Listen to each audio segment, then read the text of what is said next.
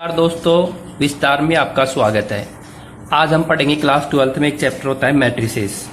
तो मैट्रिसेस पढ़ने से पहले मैं आपको कुछ उसका बेसिक्स बताना चाहूँगा। तो मैट्रिसेस कुछ नहीं है, अभी तक अपन ने जो पढ़ा है छोटी क्लासों में, जो अपन को डेटा कलेक्ट करते थे ना कहीं से, जैसे मान लो कि मुझे डेटा कलेक्ट करना है, किसी स्कूल का डेटा कलेक्ट करना है, उसमें क्लास वाइज बताना है मुझे number of boys and girls कितने हैं। तो मैं कैसे कलेक्ट करूँगा, यहाँ पे तो लिख दूंगा बॉयज़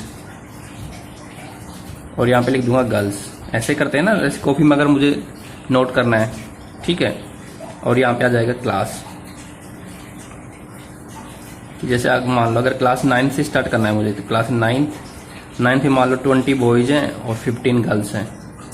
फिर क्लास 10th आ जाएगा यहाँ पे, इससे मान लो 15 बॉयज़ हैं और 10 गर्ल्स हैं। फिर क्या आ जाएगा class 11th।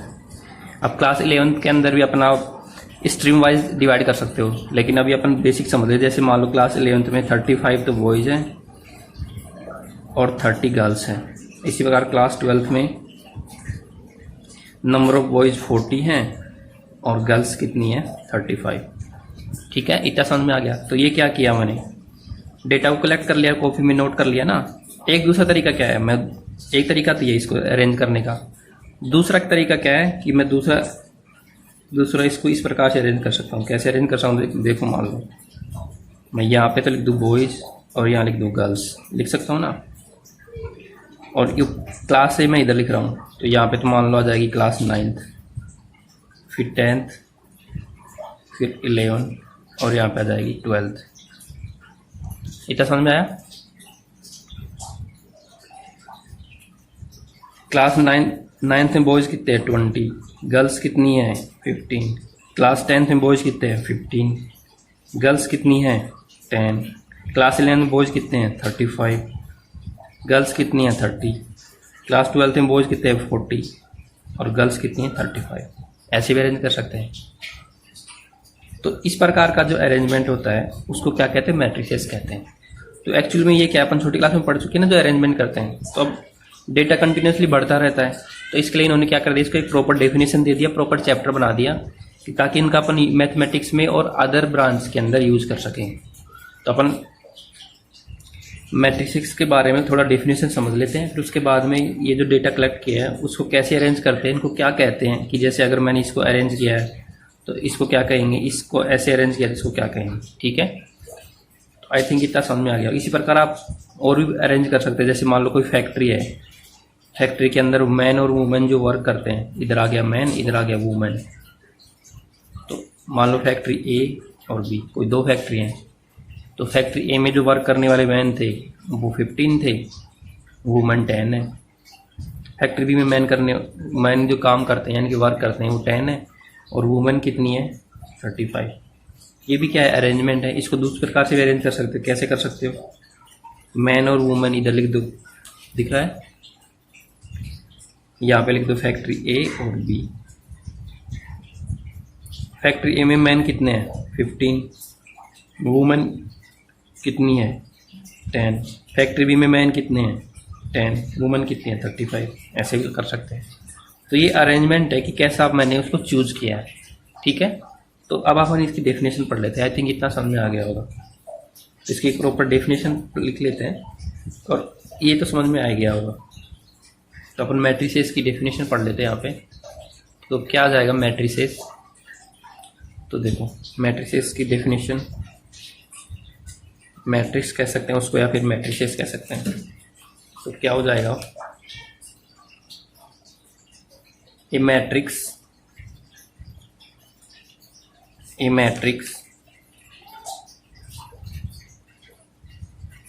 Is an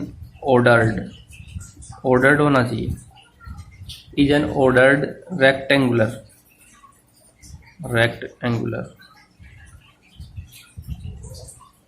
ordered rectangular array of number और फंक्शन। अब देखो समझो, अपन जो भी मैथमेटिक्स में पढ़ते हैं वो या तो नंबर होते हैं या फंक्शन होते हैं। तो मैट्रिक्स क्या होगी, ये matrix is an ordered rectangular array, एक रेक्टेंगुलर एरे जो क्या होना चाहिए, ऑर्डर्ड होना चाहिए, यानी कि पर्टिकुलर ऑर्डर दिया होना चाहिए। ऑफ नंबर और फंक्शन, नंबर या फंक्शन का ऑर्डर रेक्टेंगुलर एरे है। मैट्रिक्स क्या है? नंबर और फंक्शन का ऑर्डर रेक्टेंगुलर एरे है। ये समझ में आ गया? अब इसके अंदर जो नंबर और फंक्शन जो होते हैं, नंबर और फंक्शन इज कॉल्ड, इनको क्या कहा जाता है? इज कॉल्ड, इनको कहा जाता है एंट्री कहते हैं, एंट्री। और क्या कह सकते हैं? एलिमेंट भी कह सकते हैं। यानी कि कोई भी जो मैट्रिक्स बनेगी उसके एलिमेंट क्या होंगे? या तो वो नंबर होंगे या फंक्शन होंगे, या फिर इनको एंट्री कह सकते हैं। इतना समझ में आ गया होगा। दूसरा क्या है? Matrix is denoted by, matrix is denoted by capital letter. इसको किससे रिप्रेजेंट करते हैं? Capital letter. इंग्लिश का जो कैपिटल लेटर आएगा उससे डिनोट करेंगे। अब यहाँ पे कुछ एग्जांपल्स है मैट्रिक्स की, तो आई थिंक इसकी डेफिनेशन समझ में आ गया होगी। ठीक है, अब मैं देखो यहाँ पे एक एग्जांपल ले लेता हूँ। जैसे मान लो कोई मैट्रिक्स ए है, ए मतलब इसका नाम है मैट्रिक्स। अब उसमें कुछ भी एलिमेंट हो सकते हैं। जैसे मान लो यहाँ पे मैंने लिख दिया 4 5 6 1 3 2, तो ये क्या हो गया? एक मैट्रिक्स हो गई। इसको कैसे ब्रेक बंद करते हैं? एक जो रेक्टेंगुलर ब्रेकेट होता है, इनकी क्लोज ब्रेकेट जो होता है ना, स्मॉल ब्रेकेट, मीडियम ब्रेकेट और लार्ज ब्रेकेट। ये जो लार्ज ब्रेकेट वाला है, इस वाले से अंदर लिखते हैं इसको, और इसके अंदर जो भी होते हैं वो सारे एलिमेंट होते हैं। इतना समझ में आ गया होगा। अब इसमें क्या होता है, इसी में समझ लो।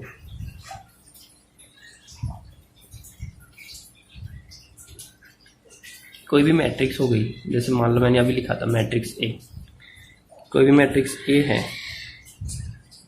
अभी मैंने लिखा मान लो 1 2 3 1 2 6 4 5 7, ये कोई मैट्रिक्स है।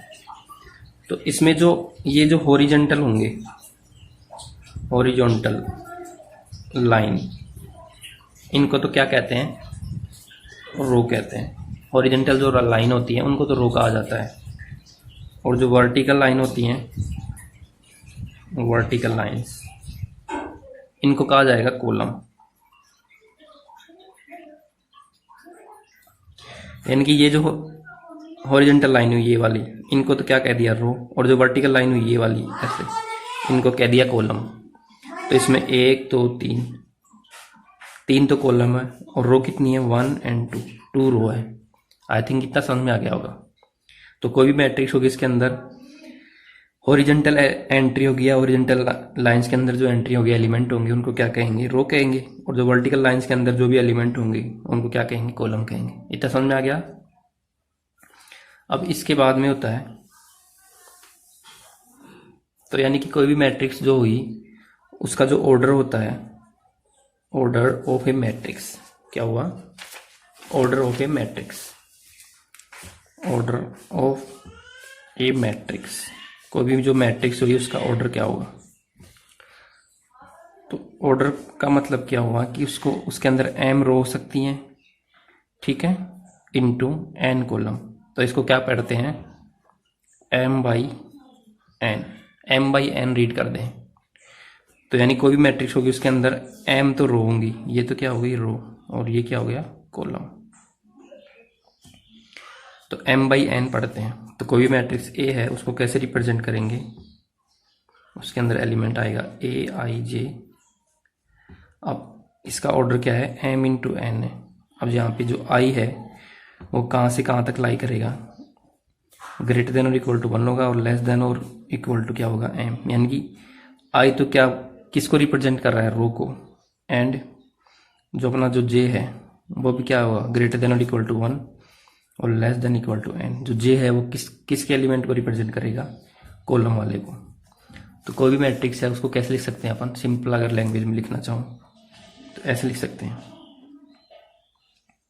उसमें m तो रो होनी चाहिए, तो क्या आ जाएगा? A1 1 A1 2 A1 3 dot dot करके लास्ट में क्या आएगा? A1, लास्ट में जो आएगा यहाँ पे m, ठीक है। इसी प्रकार लास्ट में क्या आ जाएगा, A21, A22, A23 dot dot करके लास्ट में क्या आ जाएगा, A2N। यहाँ पे भी N आएगा क्योंकि कॉलम को बता रहा ना ये, ठीक है। और ऐसे डॉट डॉट करके लास्ट में आ जाएगा AM1, AM2, AM3 dot dot करके AMN। क्योंकि M तो क्या है, रो है, तो ये रो ही हुई ना, और N क्या है, कॉलम, तो ये कॉलम आ गया। सॉरी दिख नहीं रहा क्या, सॉरी। तो लास्ट में क्या आ जाएगी entry, A11, A12, A13 dot dot करके A1N, A21, A22, A23 dot dot करके A2N, और लास्ट में क्या आ जाएगा AMN। यानी कि टोटल रो कितनी होनी चाहिए, M होनी चाहिए, और कॉलम कितनी होनी चाहिए, N। तो कॉलम ये बताता है, ठीक है। तो ये M इंटू N ऑर्डर की मैट्रिसेस हो जाएगी। आई थिंक इतना समझ में आ गया होगा, ठीक है। और यहाँ पे जो I और J होता है, I एंड J वो बिलोंग टू N, N मतलब नेचुरल नंबर होना चाहिए, ठीक है। ये अब यहाँ पे इतना समझ में आ गया होगा किसी मैट्रिक्स को कैसे रिप्रेजेंट करते हैं, वो ऐसे रिप्रेजेंट करते हैं। ये उसका ऑर्डर हो गया, उसको रिप्रेजेंटेशन ऐसे हो गया। अब यहाँ पे नोट करने वाली बात है कि जो मैट्रिक्स का नोटेशन है, अब यहाँ पे अपन ने पढ़ लिया। अब जो मैट्रिक्स के अंदर जो एलिमेंट होंगे वो समझ लो, एलिमेंट जो होंगे मैट्रिक्स के अंदर वो सारे के सारे क्या होंगे, रियल नंबर होंगे, और कोई भी ऐसे फंक्शन के नंबर होंगे जो उनकी वैल्यू क्या होती है, रियल होती है। आई थिंक इतना समझ में आ गया होगा। अब अपन ने पढ़ लिया कि कोई भी में जो मैट्रिक्स होती है उसके अंदर M रो और N कॉलम होंगी, तो यानी कि टोटल नंबर ऑफ एलिमेंट कितने होंगे, तो total number of element in A matrix में एलिमेंट कितने आ जाएंगे, तो वो होते हैं M इंटू N, यानी कि MN। यानी कि अगर कोई मैट्रिक्स 2 इंटू 3 है तो उसमें एलिमेंट कितने आ जाएंगे, 6 एलिमेंट आएंगे। अगर कोई मैट्रिक्स 4 इंटू 2 की है तो उसमें एलिमेंट आ जाएंगे 8। तो अब यहाँ पे कई बार एक क्वेश्चन बनता है कि कोई भी मैट्रिक्स है उसके अंदर मान लो 8 एलिमेंट है। कितने एलिमेंट हैं, 8 एलिमेंट। तो पॉसिबल ऑर्डर बताओ, क्या बताओ, पॉसिबल ऑर्डर। तो पॉसिबल ऑर्डर का मतलब क्या हुआ कि टोटल एलिमेंट 8 हैं, तो 8 एलिमेंट को मैं कैसे अरेंज कर सकता हूँ, वही उसका ऑर्डर हो जाएगा। तो 8 को कैसे कैसे लिख सकता हूँ मैं, एक तो लिख सकता हूँ 1 इंटू 8, यानी कि 1 रोज और 8 कॉलम। दूसरा क्या लिख सकता हूँ, 8 इंटू 1 लिख सकता हूँ ना। दूसरा क्या लिख सकता हूँ, 2 इंटू 4, और या 4 इंटू 2। क्या इसके अलावा कुछ बनेगा क्या, नहीं बनेगा। तो पॉसिबल ऑर्डर क्या हो गया, या तो 1 इंटू 8, 8 इंटू 1, 2 इंटू 4 या 4 इंटू 2। तो पॉसिबल ऑर्डर हो जाएंगे 4, 1 2 3 एंड 4। आई थिंक इतना समझ में आ गया होगा। तो आपको जो जितने भी एलिमेंट दे रखे हों तो उस एलिमेंट के कितने पॉसिबल पेयर बन सकते हैं, ठीक है, उसके अकॉर्डिंग आप उसके पॉसिबल ऑर्डर बता सकते हो। अब यहाँ पे एक क्वेश्चन एग्जांपल कर लेते हैं ताकि आप उनको अच्छे समझ में आ जाए। और उससे पहले मैं बताना चाहूँगा कि कोई भी जो पॉइंट है ना उसको मैट्रिक्स की फॉर्म में रिप्रेजेंट कर सकते हैं। यहाँ पे एक क्वेश्चन और आ जाता है कि कोई भी जो पॉइंट होता है, कोई भी जो पॉइंट होगा, जैसे मान लो कोई पॉइंट P पॉइंट है XY प्लेन के अंदर, उसको मैट्रिक्स की फॉर्म में रिप्रेजेंट कर सकते हैं। कैसे कर सकते हैं, X, Y या और X, Y ऐसे रिप्रेजेंट कर सकता हूँ। तो अभी तक अपन ने क्या पढ़ लिया कि मैट्रिक्स क्या होती है, मैट्रिक्स की डेफिनेशन, उसको कैसे अरेंज करते हैं। तो एक्चुअली मैट्रिक्स साइंटिस्ट ने कैसे डिस्कवर किया था उसके बारे में थोड़ा सा मैं आइडिया बता देता हूँ। तो मैट्रिक्स की डिस्कवरी इसलिए हुई कि जो सिस्टम ऑफ लीनियर इक्वेशन था, क्या था, सिस्टम ऑफ लीनियर इक्वेशन, जो आप 8, 9, 10 में पढ़ते हो, सिस्टम ऑफ लीनियर इक्वेशन था। जब उसका सॉल्यूशन किया उनको सॉल्यूशन किया, तो साइंटिस्ट हमेशा क्या चाहते हैं, एक इजी मेथड मिल जाए सॉल्यूशन के लिए। तो उन्होंने क्या किया, सिंपल और कॉम्पैक्ट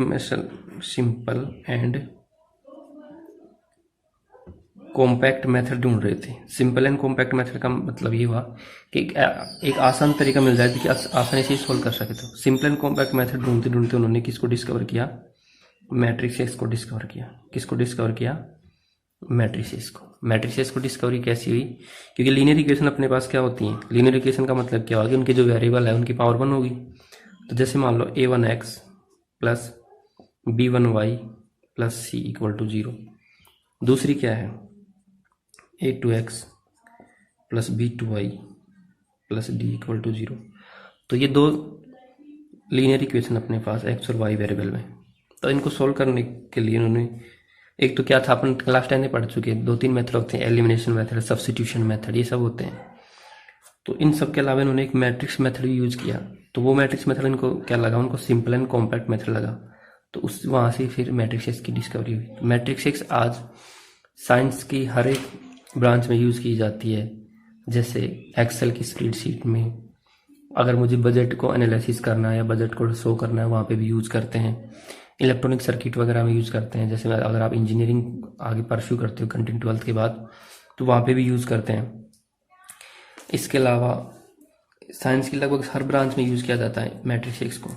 जैसे economics, sociology, genetics, modern psychology, इन सब में यूज़ किया जाता है मैट्रिक्स को। तो आई थिंक ये तो हो गया मैट्रिक्स का इंट्रोडक्शन, आपको इतना समझ में आ गया होगा।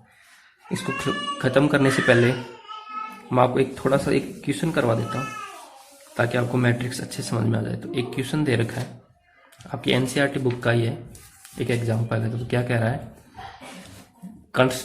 क्या बोला है मैं आपको बोल को बता देता हूँ। कंस्ट्रक्ट क्या है, construct A 3x2 matrix,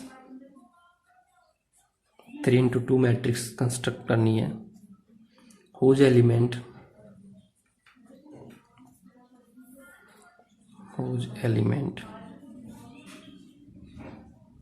are given by, कोई इक्वेशन दे रखी है aij दे रखा है half of mode of i minus 3j, और बंद है। ठीक है, तो देखो मैट्रिक्स को मैंने बताया था कैसे रिप्रेजेंट करते हैं, उसको ऐसे लिखते हैं। 3x2 लेना है तो a11, a12, a21, a22, a31, a32, ये हो गई मैट्रिक्स। और ये मैंने ऐसा क्यों लिया, क्योंकि रो होनी चाहिए 3 और कॉलम होने चाहिए 2। तो ये तो रो हो गई 1 2 3 और कॉलम कितने हो गए 1 2, तो ऐसे आएगी। तो ये 1 1 का मतलब यहाँ पे जो एलिमेंट आता है वो आई आएगा। तो यहाँ पे आई की वैल्यू 1 है और जे की आई जे आएगा ना, आई जे। अगला जो एलिमेंट आएगा ऐसे चलेगा ना। तो यानी कि अगर मुझे a11 लिखना है, क्या लिखना है समझ लेना अच्छे से। अगर मुझे a11 लिखना है तो क्या आ जाएगा, आई की वैल्यू भी 1 और जे की वैल्यू भी 1, तो क्या आ जाएगा 1/2, आई की वैल्यू भी 1 माइनस जे की वैल्यू भी 1, तो क्या आ जाएगा 1/2, 1 माइनस 3, 1 माइनस 3 क्या आ जाएगा 2 आ जाएगा। लेकिन ये मॉडुलस फंक्शन है, मोड है ना, तो प्लस का 2 आ जाएगा, 2/2 ही आ जाएगा, 2/2 आ गया। तो इसका आंसर आ जाएगा 1। इतना समझ में आ गया होगा आई थिंक। इसी प्रकार अगर मैं लिखता हूँ यहाँ पे a12, तो a12 में क्या आ जाएगा 1/2, आई की वैल्यू यहाँ पे 1 ही रहेगी, जे की वैल्यू 2 हो जाएगी, तो 3x2, तो 1/2, 1 माइनस 6, तो क्या आ जाएगा 1/2, 5 आ जाएगा, तो आ जाएगा 5/2। 5 क्यों आया, क्योंकि मॉडुलस मोड में दे रखा है ना, तो हमेशा पॉजिटिव रहेगा। इसी प्रकार 821, तो इस बार क्या हो जाएगा, आई की वैल्यू क्या हो जाएगी 2 हो जाएगी, जे की वैल्यू क्या रहेगी 1 ही रहेगी, 2 माइनस 3, तो क्या आ जाएगा 1/2, 2 माइनस 3 -1, लेकिन मोड है तो 1 आ जाएगा, तो 1/2 आ जाएगा आंसर। इसी प्रकार a22 क्या आ जाएगा 1/2, आई की वैल्यू 2, जे की वैल्यू भी 2, तो 1/2, 2 माइनस 6, 2 माइनस 6 -4, तो 1/2 इंटू 4 प्लस आ जाएगा ना, तो 2 आ जाएगा। इतना समझ में आ गया होगा।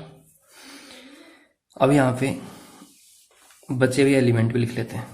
लास्ट में 2 एलिमेंट बच गए यहाँ पे। क्या क्या बच गया, इसको मिटा देता हूँ। अपने पास बच गया a31, a31 का मतलब आई की वैल्यू 1 सॉरी आई की वैल्यू 3 और जे की वैल्यू 1। तो ये आ जाएगा 1/2, 3 - 3 0, तो 0 आ जाएगा लास्ट में। A32 का मतलब आई की वैल्यू 3 और जे की वैल्यू 2।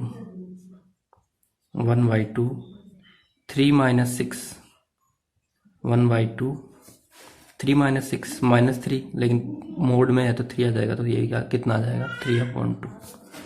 तो देखो अपने पास क्या क्या एलिमेंट आ गया।